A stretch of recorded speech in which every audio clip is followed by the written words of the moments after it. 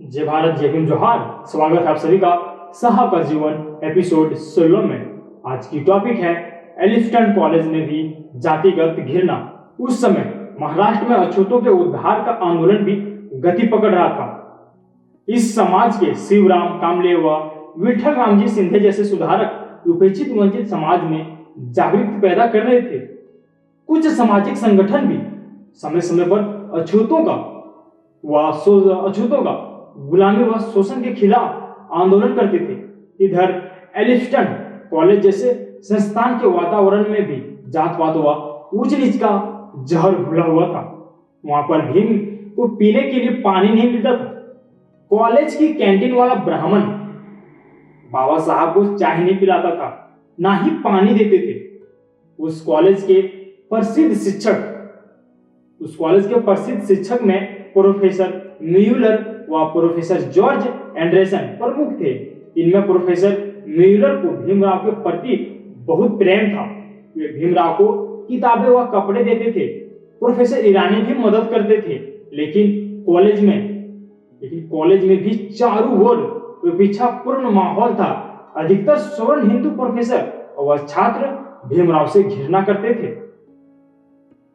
इस सबके बावजूद भीमराव के मन में ज्ञान प्राप्त करने की चाह ने यह सब अन्याय सहन करने की शक्ति दी और यह संकल्प भी लिया कि शिक्षा के द्वारा अन्याय के अंधेरे को मिटाया भी जा सकता है। वे पाठ्य पुस्तकों के अलावा समाज दर्शन, धर्म आदि की कई विषयों पर निरंतर अध्ययन करते रहते थे। 1910 में भीमराव ने इंटरमीडिएट के एग्जाम पास किए।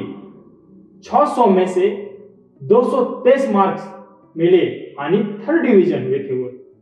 इसी दौरान रामजी सूबेदार लोअर परेल की डबल चाल का कमरा छोड़कर बॉम्बे के परेल इलाके कोई बावड़ी में इंप्रूवमेंट ट्रस्ट की चाल नंबर 1 की दूसरी मंजिल पर 2 कमरे किराए पर ले लिए। इसमें एक कमरे को पढ़ने तथा सोने के लिए तथा दूसरा कमरा रसोई व घर गृहस्थी का अन्य सामान रखने के लिए बनाया गया। यह भीमराव को घर पर पढ़ाई करने के लिए शांत माहौल मिल गया। बंबई में उसे चाल कहते हैं, जहां छोटे छोटे कमरों में गरीब वर्ग के लोग रहते हैं। सूबेदार जी हार्दिक इच्छा थी कि भीमराव किसी तरह से बीए पास कर ले। पिता के आज्ञा अनुसार भीमराव रात के 9 बजे सो जाता था। रात 2 बजे तक वे भीमराव के कमरे के सामने बैठे रहते थे और 2 बजते ही भीमराव को पढ़ाई के लिए जगा देते थे, फिर स्वयं सो जाते थे। 2 बजे उठकर पढ़ना भीमराव के लिए बहुत ही मुश्किल था, लेकिन पिता को इसके लिए ना कहने का भी साहस नहीं था। आखिर भीमराव लेटे लेटे ही टिमटिमाते दिए की धुंधली रोशनी में कुछ पढ़ने लग जाते थे और कुछ पढ़ने का नाटक भी करते थे। 5 बजे भीम को बिस्तर से उठना ही पड़ता था। रामजी सूबेदार के घर में भी बच्चों को फौजी ढंग से अनुशासन के निर्देशों का पालन करना पड़ता था। ऐसे अनुशासित बच्चों को रखते थे हमारे सूबेदार जी। दिसंबर 1912 में रमाबाई की कोख से पुत्र का जन्म हुआ, जिसका नाम अश्वंत रखा गया। आज के लिए इतना ही। पूरा वीडियो देखने के लिए आपका बहुत बहुत धन्यवाद। जय भीम, जोहार।